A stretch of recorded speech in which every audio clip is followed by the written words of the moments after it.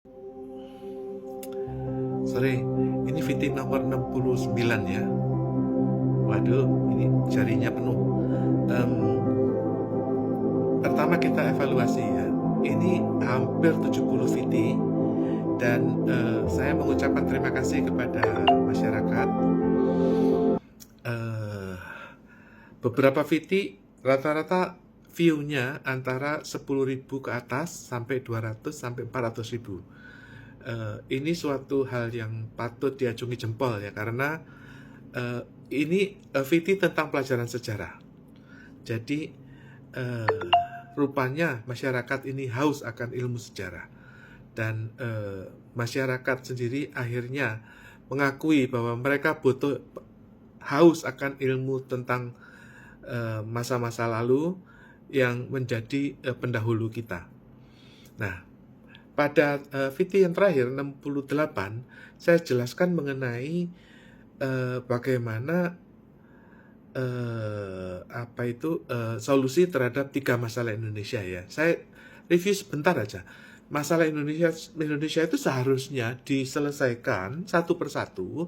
Jangan kita lari dari masalah lalu menciptakan masalah baru. Masalah Indonesia diantaranya adalah satu, pada waktu kita itu hampir kaya oleh hutan, kayu, oleh batu bara dan nikel, itu tidak menyejahterakan Indonesia. Malahan kita membela diri dan mengatakan bahwa ini hilirisasi. Padahal yang menikmati adalah Cina. Buktinya Cina adalah eksportir mobil listrik nomor 1 di dunia. Oke, malah kita lari menjadi presiden itu malah ingin mengirimkan pasukan perdamaian kepada Palestina. Sudah ratusan negara yang ngurusin Palestina. Jadi Indonesia nggak usah repot-repot mengurusi Palestina. Karena apa? Karena di dalam negeri itu masalah utang ini yang kita juga nggak terselesaikan. Nah, jadi 3 masalah ini nggak selesai, kita menghadapi masalah baru. Masalah barunya apa? Nah, selama 10 tahun pemerintahan Jokowi itu mereka melakukan monopoli BUMN. Artinya semua proyek difokuskan pada infrastruktur dan BUMN. Sehingga apa? Sehingga swasta ini menjadi anak tiri. Nah, pada saat akhir masa jabatan itu Jokowi akhirnya ya minta dukungan dari 9 naga untuk membangun IKN. Karena apa? Karena pada akhirnya investor asing itu tidak ada yang berminat kepada IKN.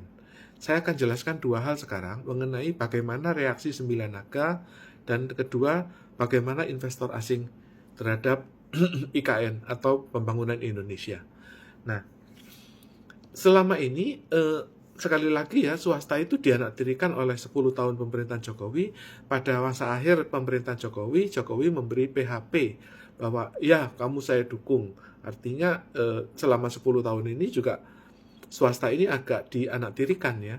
Nah, kenapa swasta ini gembira? Karena masa-masa terakhir pemerintahan Jokowi ini setelah 10 tahun terjadi kekeringan likuiditas. Artinya bank-bank itu sudah nggak punya penyaluran kredit lagi. Artinya semua pengencangan ikat pinggang, dan terjadi penurunan daya beli, peredaran uang menurun, dan semuanya dibuat untuk membeli sun. Jadi akibatnya apa? Akibatnya adalah Jokowi menyadari dan berbalik merayu atau mengundang swasta untuk membangun IKN. Ya, pada masa-masa terakhir setahun terakhir sebelum turun sejak Oktober tahun lalu, ya akhirnya ya swasta juga ikut aja.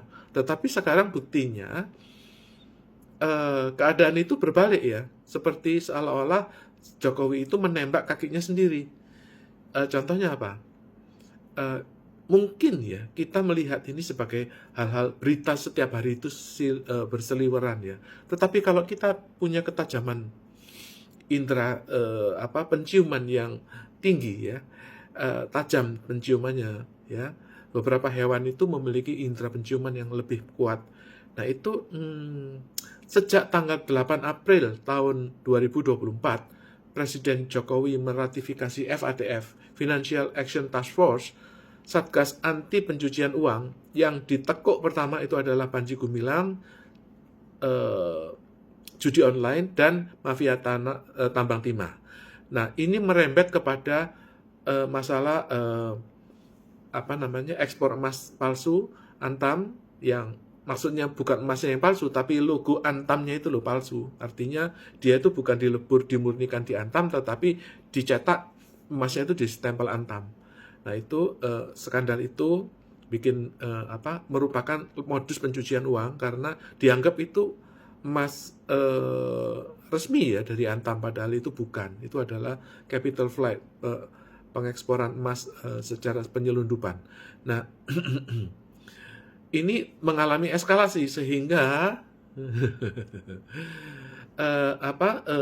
di antara para naga ini ya merasa bahwa proyek-proyek mereka itu karena terjadi kekeringan likuiditas, mereka menggunakan dana-dana alternatif, yaitu termasuk dana 300 triliun dana judi, yang itu yang dijadikan pendanaan alternatif untuk menggoreng properti mereka. Kita lihat bahwa di dua developer terbesar di Indonesia itu didukung oleh investor yang besar-besaran gitu. Artinya pembangunan jalan raya, jembatan, juga gedung-gedung, fasilitas umum, fasos-fasum, itu besar-besaran.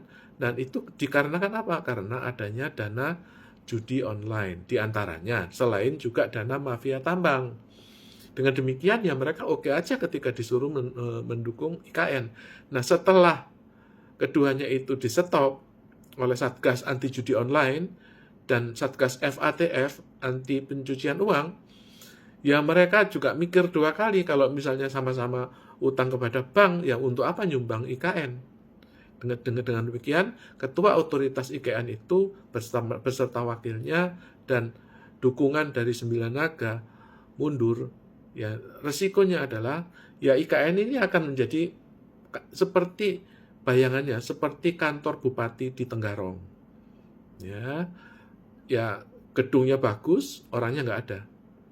Itu contohnya ya. Dengan demikian apa saja sih kok bisa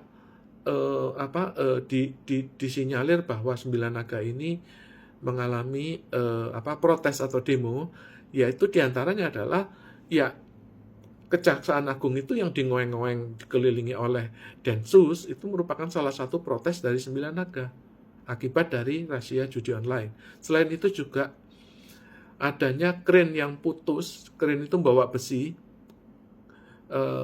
segulung besi yang ya beratus-ratus ton lah.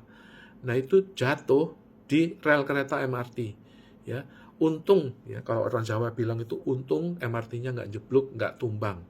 Nah, kalau tumbang 2.000 orang itu mati. Nah, dengan demikian bagaimana ke depan ini ya?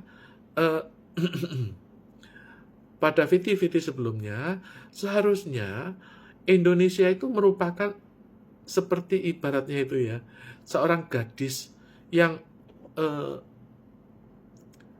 harusnya diminati gitu loh. Kenapa? Satu, harga tanah di Indonesia itu rata-rata baru 10-20 juta. Ya, di Singapura sudah 170 juta per meter. Maaf, di Malaysia sudah setara 170 juta per meter. Oleh karena itu baru dibanding Malaysia. Kalau dibanding Singapura, Hong Kong, kita anjlok. Artinya 1 meter tanah di Singapura itu harganya ya kira-kira sama dengan 20 meter persegi di Indonesia. Jadi dengan demikian harga di Singapura sudah 20 kali lipat daripada di Indonesia. Oleh karena itu seharusnya Indonesia ini merupakan seperti gadis yang cantik seharusnya.